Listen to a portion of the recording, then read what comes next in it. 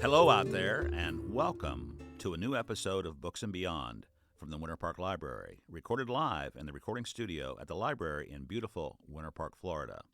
In Books and Beyond, we have conversations with writers, musicians, artists, presenters, and other contributors. Most of our guests have appeared live at the Winter Park Library or will be presenting soon. We hope you'll subscribe to the Books and Beyond podcast and that you'll stay up to date with library goings-on at winterparklibrary.org/events. That's winterparklibrary.org/events. I'm Michael Werner, and I'll be your host for our interviews. Enjoy the show. Hello out there, library patrons, readers, and smart people everywhere. This is Michael Werner, your host of the Books and Beyond podcast here in the recording studio at the beautiful Winter Park Library in equally beautiful, close to downtown Winter Park, Florida. So thanks for joining us. Today we have a special guest. This is kind of in the Beyond category, Books and Beyond, because it's not about books specifically. It's about music. And our guest today is Gary Earl, who is the head of public services here at the library.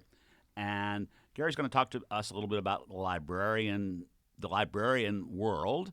And then he's going to talk a little bit about something new and exciting that's coming to recording venues everywhere. He and some of his fellow librarians have formed a band here at the library, and they played publicly a few weeks ago, and we're going to get into this in just a minute. But let's talk to Gary first about his library background. So, hey, Gary, good to have you. Pleasure to be here. Yeah. Thanks for having me, Michael. So I understand, well, before we get into your history and why you became a librarian and why you like books and et cetera, et cetera, et cetera, what in the heck is a public services mean? You're the director of public services. Is that right? The public services is when you walk in the door of the library, you will see the front desk, and you will see people working at the front desk and greeting you and hopefully helping you whenever you need help. And that's kind of what I do. I just make sure that I like to say I like to make sure the trains run on time and make sure that everyone is scheduled and make sure that if there's a problem, I help a patron if they have a lost book, for example. I try to help out. And thanks for outing me there. Yeah. I did have a lost book I had to pay for today, so that's what Gary's referring to. And I try to, and I say I like to just kind of put out fires as well. If there's something going on the first floor that needs attention and maybe needs a supervisor. Okay. I'm just kind of here to help. Would this back in the old days, would it have been called head librarian, or not really? Or? Perhaps we refer to them in the industry. We kind of call it like a librarian in charge. Okay. Someone I'm not the director or anything like that, but I kind of handle the day-to-day issues of a library that kind of need maybe special attention or would need maybe a supervisor's authority, so to speak. Okay, gotcha. Well, let's talk a little bit about your background. Sure. Have you been a librarian or in the library world your most of your life? Oh, pretty much. Yeah. Pretty much. I would say for about 30 years now. Wow. I really I think kind of like how everybody is in the library world, it seems to be. I sort of fell into it. And kind of what I mean by that is, I graduated college in my early 20s, and my degree was in psychology. Yeah. And as I was kind of just getting through labs and everything like that, towards the end of it, I just kind of realized it wasn't something that I really wanted to do. Yeah. And so, after graduating college, I kind of needed a job.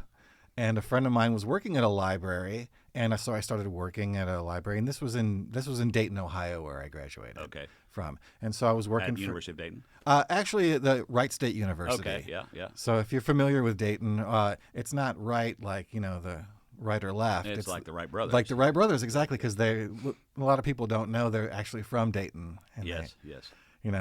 So it was named after the Wright brothers.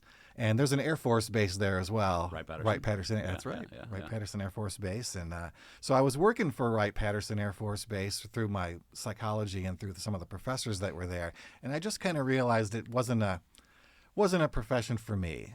I think it was just there was a lot of science involved in it, and a lot of detail-oriented work that I couldn't see myself doing it forever. So anyway, a friend of mine was working at a library and said, "Oh, I can get you a job here," and so I took him up on the offer and really never looked back. I think really almost immediately when I got there, I was kind of like, this is exactly the type of work This I is- was always interested in You were doing. meant to do this. I really, really, really was, and it kind of combines the detail-oriented work that I was used to doing. I love the organizational aspects of it and things like that. As I always say, I think all of us librarians have a little OCD in us, and I think it's a good way to kind of channel that into something positive, and you help people every day. I could always go home at night knowing that I helped somebody. Right, right. So it was Sure, always sure. nice. It was Well, nice. I think you're very fortunate in that respect. I mean, a lot of people, they stumble their whole lives trying to find the right place, and you found it right off the bat almost. Yeah, and I really feel lucky that way too. Like I said, I've been in this for about 30 years now, and I really feel like it's, I'm not a big thing on like, oh, everyone needs purpose or things like that, but at the same time, it does give me a little bit of purpose and satisfaction in the things that I do, and I get to, I do always say too, I can't believe I get paid to do this. Yeah. And I understand, in doing my little bit of research on you, Gary, that this is not your first go-around here at the Winter Park Library. You've been here before. That's right. So yeah. give us a story on that. Oh, well, it's I worked in Dayton for a while. My first job in Dayton was I worked in an audiovisual department. Okay. So using some of my musical background At the library. Yeah, as we'll Okay. get into. There was it was the downtown Dayton library, so it was this huge building, and they had their own audiovisual department where we had CDs, and then back in this day it was audio cassettes and video cassettes and these kind of things that we Sure. had. And part of my job was I not just worked the circulation desk and checked people out, and I shelved the materials and that kind of thing, but I also repaired videos that came in, repaired audio cassettes, and we actually, in those days, we also circulated films. Like we had 16 millimeter films that we would circulate to schools and things like that. So we had this huge contraption where we would put the reels on there, and if they needed editing, we could edit the reels, and this was the old days. Yeah, but, I even remember when I was in college, a friend of mine, it was kind of a audio buff. I don't think he had your background, but he knew his way around. He would rent actually projectors and movies from the local library, and he'd bring them over on a Friday night, and that was our Friday night entertainment. Nice. Was watching a Laurel Hardy movie or something nice. like that. Yeah, we had a few of those, and like some of the old time ones, Three Stooges. Yeah, that kind of stuff. Yeah, exactly. But a lot of them were educational oriented because the schools still used films at that time. Yeah, so yeah. That was most of it. So anyway, I worked at that for a couple of years, and then at the time, I had a girlfriend who was she was doing a internship, and she moved to Chile, and I was like, well, she was going away for a while, so I was like, well, I might as well move to Florida. I got nothing else going on. I'll move. My parents had moved to Florida about 5 years previous. Okay. To that, like, so it's To kind the of Central Florida area. to the Orlando area, and they're still here. Okay. And so, it was kind of like after my brother and I graduated high school, they were like, well, see you guys later. So they left us in Ohio, and, Yeah. That's a common situation, I think. Right. Yeah. So we left, and we went back to, so I moved to Florida to follow. I was like, hey, I got nothing else going on. I might as well move to Florida. And actually the first job that I looked at, and this is back in the days where, they had jobs in the newspaper. Oh, sure. So I found the job in the newspaper, and they were looking for an acquisitions person here at the Winter Park Library. Okay. And I thought, well, I have some background in libraries. I've been right. working at the library for the last couple of years. I'll go check it out. And strangely enough, they gave me the job. So, and this was in 1996. Okay. September or so of 1996. And so the first job I had here was to do acquisitions, which was kind of, again, at the time, it was mostly on the phone. So I would call vendors and say, we want to order this book, we want to order this book, let's order this book. This was kind of before all the online a lot of stuff. that was online. Yeah. So I was just I actually kept track of our orders on these cards that we had, so I would like, okay, I need to call this person and call this person and call this person. And so I did that for a few years. And actually the person that took over for me after that job is still here. And that's Sarah Williams, who's our acquisitions manager. Okay. So I would work with her for a little while. So everyone will say, "Oh, Sarah's a fixture here and has been here 30 years." I actually predate her. Okay. Okay. So of all the people that currently work here, are you, in terms of date-wise, are you the oldest person here? Only Tom Tarvin, who is I don't know Tom. No. he's a children's specialist. Okay. Here. Okay. He has been, I believe, 1992, I think, is when he started here. Okay. But only other than Tom. Yeah. So this was in the old building. This was in the old building, correct? Yeah. And then this building opened. We're in the current, obviously, the new building. It opened 3-4 years ago. Yeah, I believe it's almost 4 years. 4 years in December, I believe. And when did you come back? And so I came back last. You ran away. I ran away for a while. Did a whole bunch of other stuff in the library world. And Always in libraries. Always in libraries. I did spend about 5 years in a publishing company. I was with a band, and we can get into that later, but I was with a band kind of going around. I wanted to see how it would work. I had a studio, and I had a publishing company and that kind of thing, and I just kind of wanted to see if I... You started your own company. Started my own company, Wow. and I kind of wanted to do that for a while. So I did that for about 5 years, and then when I got married, I decided, well, you got to make money. I got to make money. So I got back in the libraries, and so I was around the area. We had a few kids. We had 2 kids, and moved back to this area at the time, and so I was bouncing around for a little bit, and then kind of caught on here last January of 2024. Oh, okay. So it's relatively recently then. Mm-hmm. Yeah. I again saw the head of public services job in there, and I was like, well, I can do that. And I thought, I'm kind of at a point in my career where I feel really more like giving back than I do, climbing the ladder, if you will. So, I kind of been to the mountaintop already, so I kind of just feel like, I'd rather give back and mentor some people, and what better place to do that than the place I started. And really, of all the places I've been, this is the best. Yeah, that's great to hear. Thanks.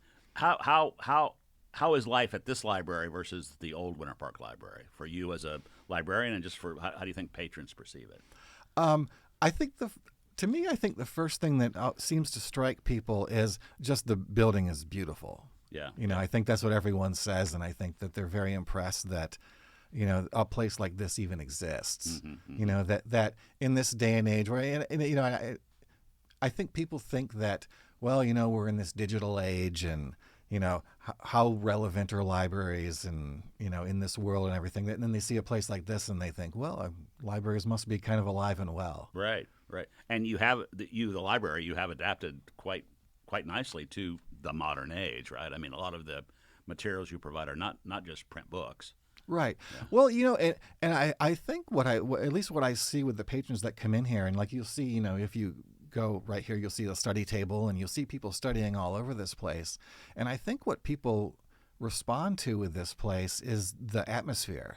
I think, like I've heard over and over again, people say it's just a kind of a good vibe here. Yeah. It's a place where people want to read, and, well, now they, are on their laptops and doing whatever they do on their laptops. They find it a good place to just kind of work and be, and, obviously there's complaints that we have too many kids running around here and things like that. But I think it adds life to the place. Absolutely. And I have to tell you, Gary, I don't think I've ever been in this library, and I've been in this library at all times of day, weekends, early mornings, late evenings, or late afternoons. And I always see somebody studying, or multiple people studying. So right. It's used in that way often, I think. Yeah, I think I think that's what a lot of people respond to, and I think it's just even gotten more and more. Since we added the study table about a year ago, maybe, and it's used all the time. Yeah. It was just kind of something that I think the public wanted a lot more study space, and I think when they opened the building, maybe there weren't enough tables or places to sit or things like that. So I think Melissa has tried to respond to that, and right. And Melissa, the director, executive director of the library, giving the people what they want. Yeah, exactly. One of the things that, as I've gotten more involved with the library and hosting this podcast, is that's very impressive to me are the number of events that you all have here. Everything from kids programming to senior citizen programming to everything in between, history, music, which we're going to get into in just a moment, and just about everything in between. You have some months you have 100 different shows going on or different events going on. Yeah, and that's certainly a shift that you've seen in, like, at least in my lifetime, it's a shift that I've seen in modern libraries. When I first started, it was certainly all about the materials and what was circulated and that kind of thing. But as the digital age has come upon us, libraries have had to adapt to think of ways to get people in the building. And that's kind of like what I always say about that too. Really, the business that we're in is to get people in this building, in whatever capacity that would be. And I think events and classes and so forth are a way to do that for us to stay relevant. And the purpose of it would be, if we have everything online and if everything is digital, what do you need a building for? Well, events and classes, I think, are kind of the new reason why. Right. But with that said, books really have not lost their relevance. Even with ebooks and digital and so forth, it isn't as if digital has replaced books. They've really supplemented it more than anything else. Like even if you look at the statistics, books never have gone down. Mm-hmm, mm-hmm. Yeah, and talking to readers who are friends of mine who are readers, and have sort of gotten into audiobooks, for example. They still read. They still read print books. They've just added audiobooks as a complement. Sometimes they'll even read the same book simultaneously in print and in audio. Mm-hmm. So when they're in their car or something, they can listen to it, and then when they're at home, they can read the book. So sure. Audiobooks are a good example of that, though. That they've pretty much primarily moved to digital. Like, for example, we don't have an physical audiobook collection anymore because so much of that has moved to digital. Right. But we try to stay relevant with that, and so we have a service called Libby. Yeah. That is an app-based audiobook and ebook delivery system. Yeah, and I've used it. It's a wonderful service. Yeah. Great. Yeah, wonderful service.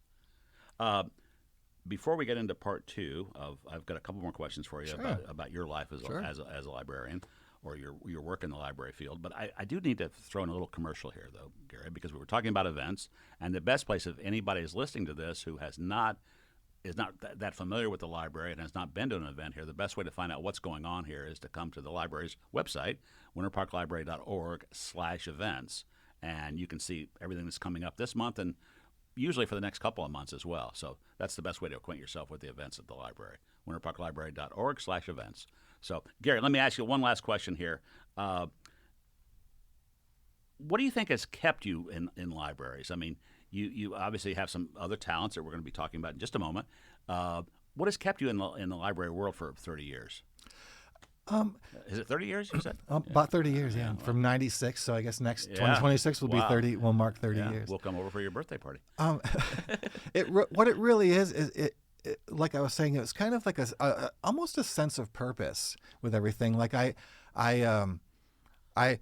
go home at night knowing that I help people, and it's just an atmosphere that is really enjoyable. And I think here at the Winter Park Library in particular, it's the people that I work with that I think they're just great people, and they're just fun to be around, and and they're very good at what they do, and I think that was the reason why I came back to the Winter Park Library. But for libraries in general, it was just really I love talking with people. I love meeting people. I love helping people. I just think it's a job that kind of gives me a little bit of everything that I like to do, and I just feel like I have just always been perfectly suited for that, and hopefully I suit that atmosphere as well.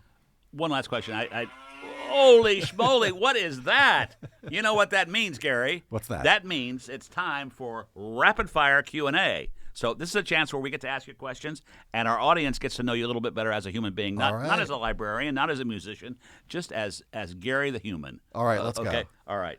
And let me randomly do this. Do you have a favorite quote or saying?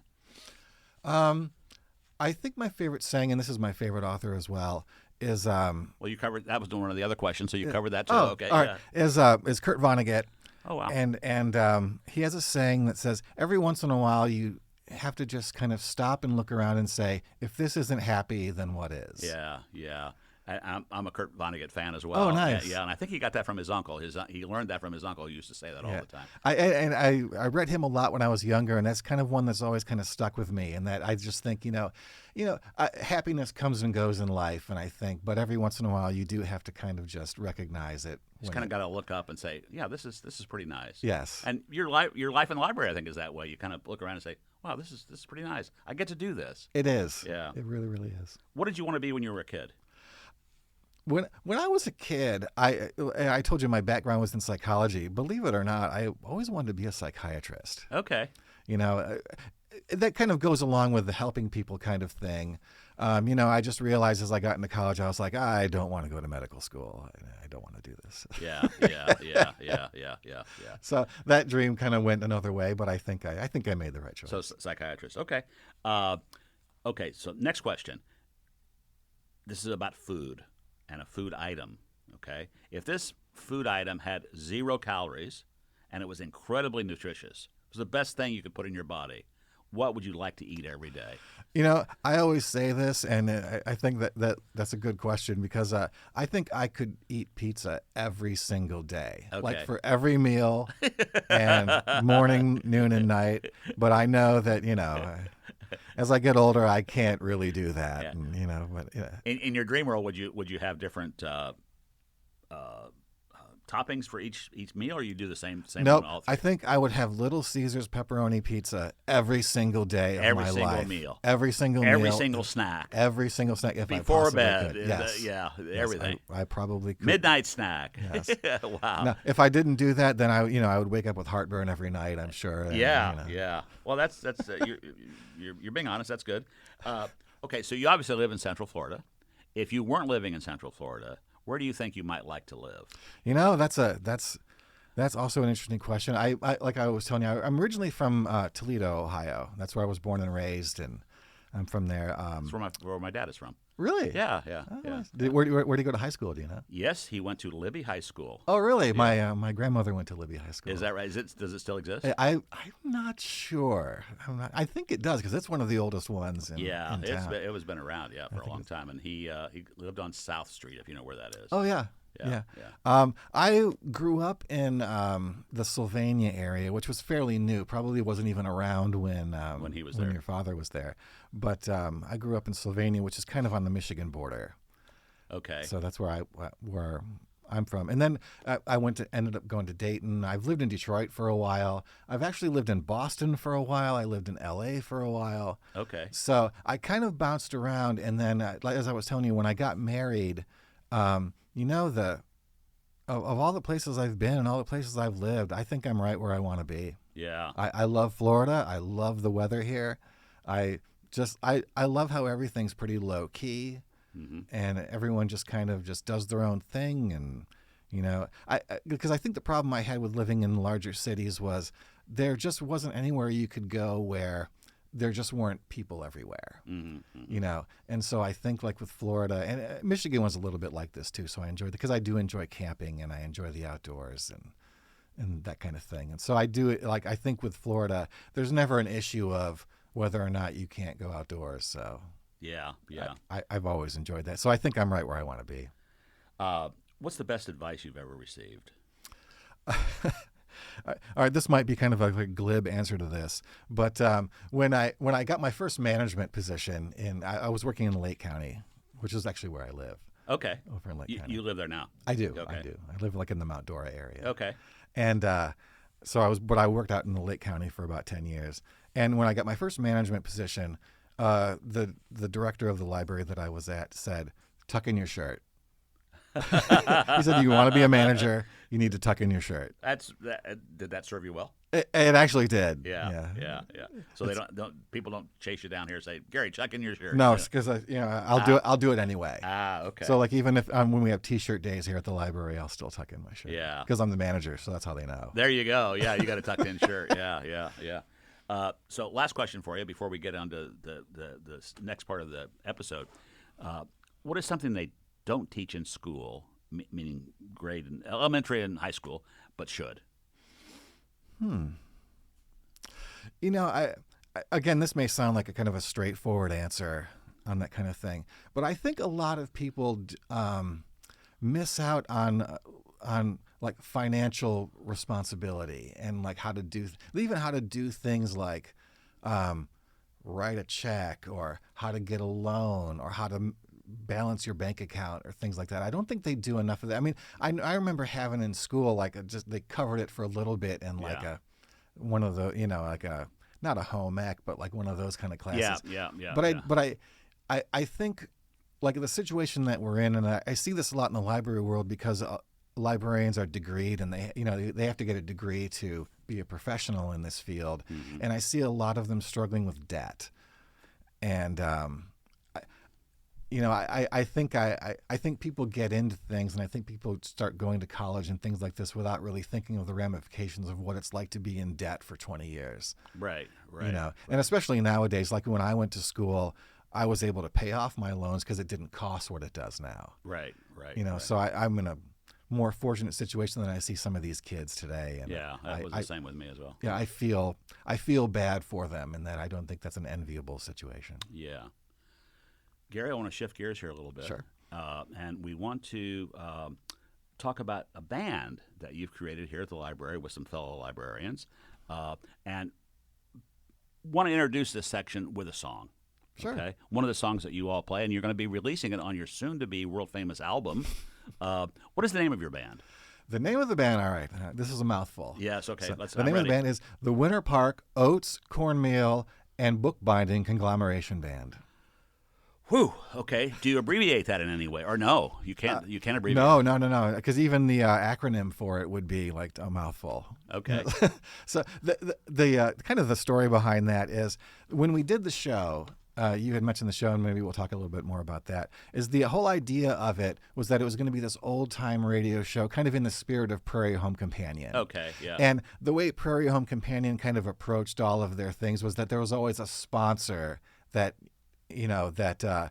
Was for the band. Like the band always had a sponsor's name. And I think the band's name in that was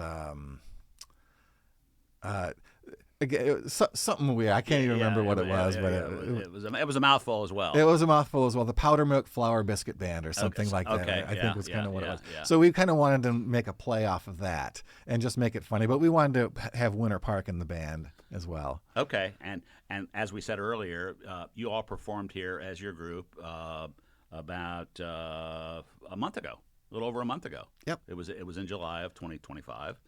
If you're listening to this in the future.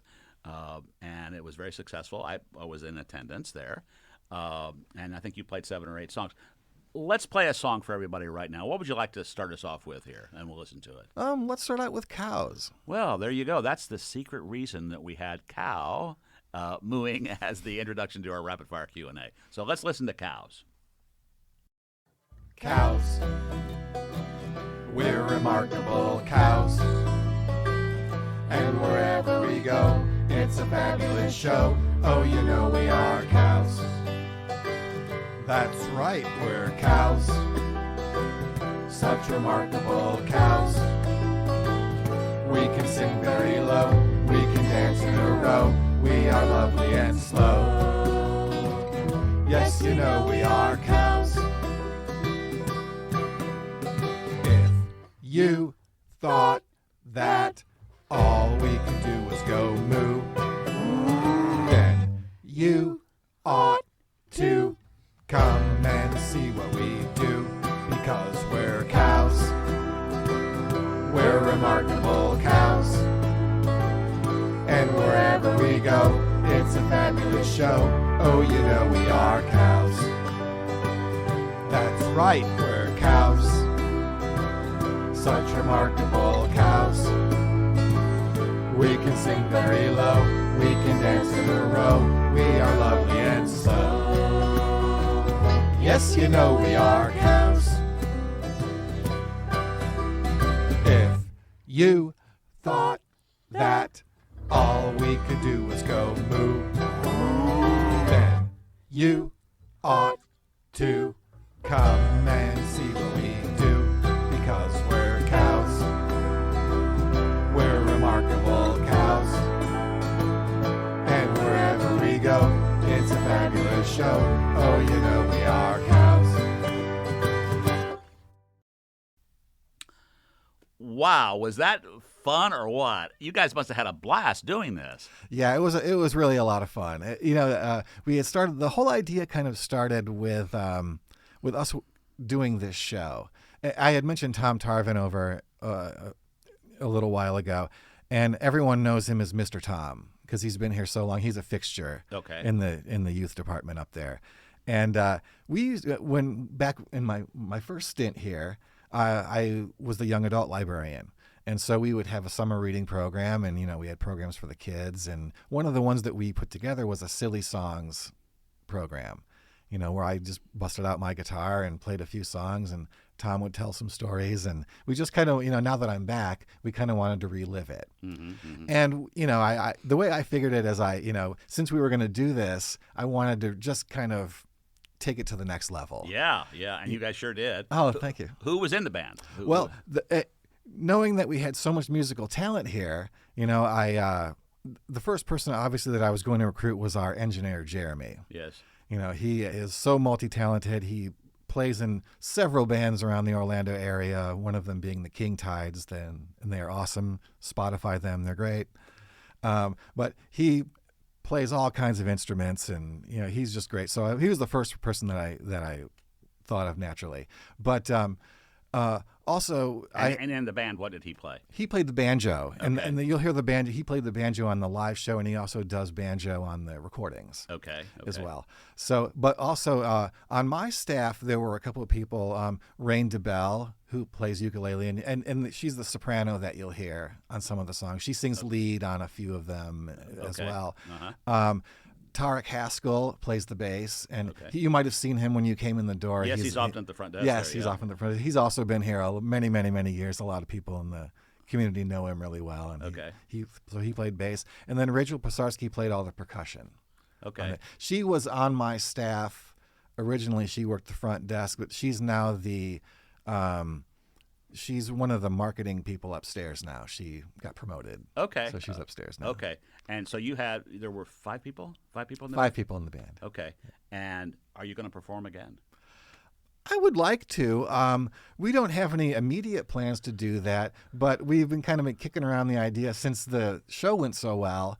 Our theme for next summer reading program is celebrating America 250. Right.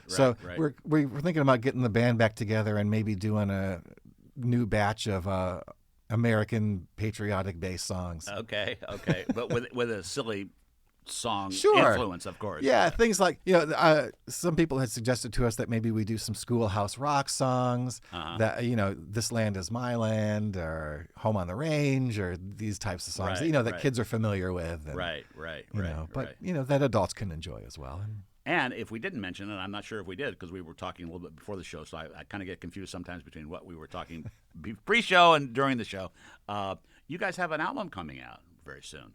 Oh, that's right. Yeah, we, the idea behind that too is, we were working with the youth services department on this, and when you were at the show, and so they were doing some dance routines and doing things with puppets and things like that. So we wanted to give them kind of something that they could work with. So we didn't want to bring the instruments every time they wanted to rehearse. So the idea was, well, let's just record some songs, and that way they can have something to kind of play along with. But Jeremy and I can't leave well enough alone. So as soon as we kind of got into it, we're like, well, if we're going to do this, let's just do this right. Let's do it right, yeah. So then kind of the idea came about to, put some effort into this and, make some songs that we could put on Spotify or the other streaming services and so forth. And, really kind of do them with good production values. Yeah. And it will be available when? September 8th is the release date. Launch date for that. So look for those songs wherever you get your music. And so it's going to be on several platforms. Spotify, and I think Apple Music, and I don't know what are some of the other ones. I think Google probably has one. I don't know. Yeah, probably. Yeah. But all those. Tell us again what the band is called. The Winter Park Oats, Cornmeal, Bookbinding Conglomeration Band. I would say you could probably search Winter Park and you'll probably find it. And what's the album called? The album is called Songs That Never End. Oh, my goodness, Gary. you're going to bring that song up into my head because I have to tell you, after we saw your show live, I brought a couple of grandchildren and a couple of children with me, a couple of my children and a couple of their children. After that show, I probably heard from them, one of them, that song every day for the next 2 or 3 weeks. So thanks for planting that back in my head. That's the name of your album, and that's the name of a song that you play. Correct. Yeah. Okay. Yes. What is that from? Because one of the kids knew that already. I always remembered it. Now this is dating me as well. Yeah. Not that I haven't dated myself enough in this show, but remember Sherry Lewis and Lamb Chop? Yes, you know, the old sure. With the puppet. Yeah. That's where I always remember it from. But in recent years, there was a cartoon show called Space Ghost, and there was a guy that always sung it on that show. So there was a character named Brack. So it's been around for a long time. Oh yeah, it's been around for a long time. Is this your first album that you've done? No. I had told you that I was. I had a publishing company a few years ago. Yeah. I kind of took a break to and I was working with a band called Sleepy Bird that we had a modest Midwest following and we released 3 albums on that. So that again, you can find those on Spotify and Sleepy Bird. And yes. Okay. And Amazon Music and Apple and wherever fine music is streamed. Wherever fine music is streamed. Yeah, that's the way things are said these days. And your musical background is what? I didn't even ask you that. It's pretty typical. I've been in bands probably since I was a teenager. My brother and I were always interested in music, and we always, when we were kids, we always just played around, and we always had pianos around and guitars around and things like that. And he's a phenomenal guitar player, and he went to school for music and all that kind of stuff. Wow, so he's really, really good. And does he still play? He passed away a few years ago. But he was really, really good. And so we've always been in bands and we've always done things, even when, he lived in Detroit. So we, he would do things there. I would do things wherever I was in the world. And, when I became a father and moved back here, I kind of let it slide a little bit. I spent most of my focus back in libraries and raising the kids and that kind of thing. But once I got back here to the Winter Park Library, and I saw this beautiful recording studio that we had, and with the encouragement of Jeremy and Rain, and they said, "Oh, you need to do this. You need to keep doing this." And I got back into it, and I'm happy about that. Well, speaking as a member of your audience, the last month when you did the show, it was a great experience, and I hope to see it again. And look forward to looking at it online too when it comes out in September 8th. You said September 8th. Yeah. Well, Gary, thanks very much for being here. And why don't you take us out with another song? What would you like to? Well, let me ask you one more question before we get to that. Sure. Where did you create this album? We actually did it right here in this studio. Right here in this studio. Everything that you hear on this album was recorded right here in this studio at the Winter Park Library. And if anybody else wants to record something here, what do they do? I think the first thing you want to do is contact, again, our wonderful engineer, Jeremy Zorn. You will want to speak to him first. If you have no experience, if you have a lot of experience, I would say get with him first, and maybe we'll schedule you up and we'll get you started. Now, I do have to mention it is for full service card holders, so that's residents of Winter Park, or if you don't live in Winter Park, you would have to purchase a card that would allow you all of the benefits that a regular card would get. Okay. And it's not just music that people do here in the studio. I mean, they're recording audiobooks, podcasts, which is what we're doing right here ourselves, and music. So spoken word, this and that. A lot of different things going on in here. That's right. Yeah. Yep. So take us out with a song. What would you like to play for us on the way out of the door? Let's hear On Top of Spaghetti. On Top of Spaghetti. That's an old classic. All right, here we go. On top of spaghetti, all covered with cheese, I lost my poor meatball when somebody sneezed. It rolled off the table and onto the floor, and then my poor meatball rolled out of the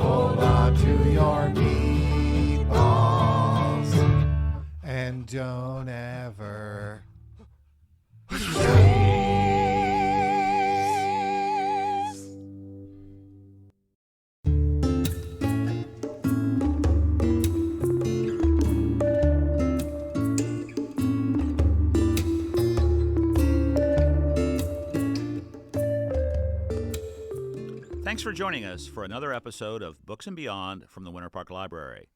This podcast would not be possible without the generous help and support from the library staff, and especially from Jeremy Zorn. Jeremy's official title is Public Services Librarian, but he does many things here at the library, including producing this podcast. We can't do this without you, Jeremy. Our theme music is from the song Don't Go by Bovine Joe and the Buffalo Herd. That's Herd spelled H-E-A-R-D. We hope you'll let your friends and others know about this podcast and that you'll come by the library for one of our offerings, which you can find at winterparklibrary.org/events. That's winterparklibrary.org/events. If you have questions or suggestions for the podcast or just want to talk about Books and Beyond, please send an email to podcast@winterparklibrary.org. That's an email to podcast@winterparklibrary.org. Remember that the Winter Park Library promotes the free and open exchange of ideas and does not attempt to control or take responsibility for any opinions that may be expressed in this podcast. Opinions expressed in this podcast do not constitute or imply an endorsement or a reflection of the library's policies or beliefs. This is Michael Werner, wishing you well until our next episode of Books and Beyond.